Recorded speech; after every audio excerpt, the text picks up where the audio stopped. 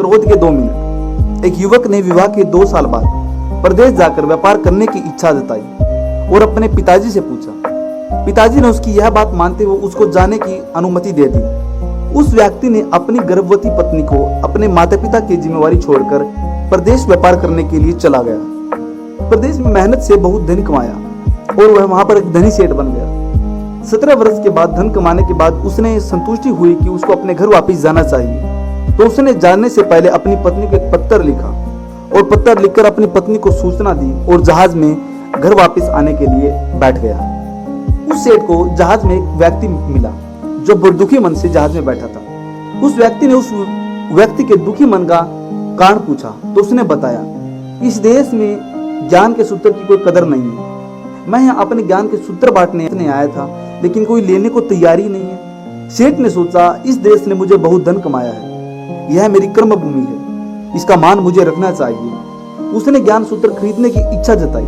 उस व्यक्ति ने उसको कहा कि मेरे हर ज्ञान सूत्र का कीमत 500 स्वर्ण मुद्राएं है। शेठ जी को यह सौदा सुनकर लगा तो बहुत ही महंगा, लेकिन अपनी कर्म भूमि का मान रखते हुए उसने वह ज्ञान सूत्र 500 स्वर्ण मुद्राएं में खरीद लिया। व्यक्ति ने सेठ को ज्ञान का पहला सूत्र दिया कि कोई भी कार्य करने से पहले 2 मिनट रुककर उसके बारे में सोच लेना चाहिए। सेठ ने सूत्र अपनी किताब में लिखा। कई दिनों की यात्रा के बाद सेठ अपने नगर पहुंचा। उसने सोचा कि 16 साल बाद घर लौटा हूं तो क्यों ना चुपके से जाकर अपने पूरे परिवार को एक सरप्राइज दूं। घर के द्वारपालों को मौन करने का इशारा देते हुए अपनी पत्नी के कक्ष में गया और वहां का नजारा देखकर उसके पैरों तले की जमीन खिसक गई। अपनी पत्नी के साथ एक युवक को सोया हुआ था। अंततः क्रोध में सोचने लगा कि मैं दूर प्रदेश में बैठकर भी इसकी चिंता कर रहा था और यह किसी अन्य पुरुष के साथ है। आज मैं दोनों को जिंदा नहीं छोड़ूंगा। क्रोध में उस सेठ ने अपनी तलवार निकाल ली। वार करने से पहले इतने में उसको 500 स्वर्ण मुद्राओं से प्राप्त एक सूत्र याद आया कि कोई भी कार्य करने से पहले 2 मिनट सोच लेना चाहिए। सोचने के लिए वह रुका, अपनी तलवार को पीछे किया तो तभी वह तलवार पीछे के बर्तन से टकराकर बर्तन नीचे गिर गया।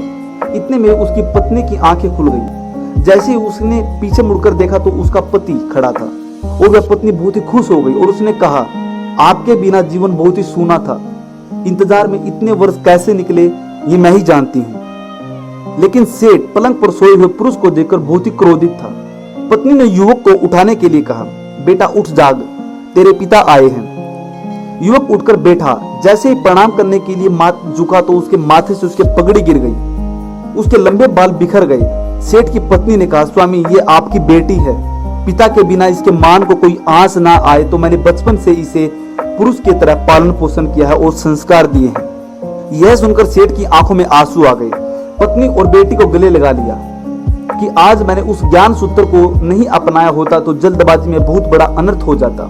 ज्ञान का यह सूत्र उस दिन तो मुझे बहुत ही महंगा लगा था, लेकिन ऐसे सूत्र के लिए 500 स्वर्ण मुद्राएं बहुत कम है। ज्ञान तो अनमोल है और इस कहानी का सार भी यही है कि जो दुखों से बचकर सुख की बरसात कर सकते हैं वही क्रोध के 2 मिनट होते हैं। दोस्तों अगर ये मेरी वीडियो आपको अच्छी लगे तो प्लीज वीडियो को लाइक करना, शेयर करना और चैनल को सब्सक्राइब करना। Thank you.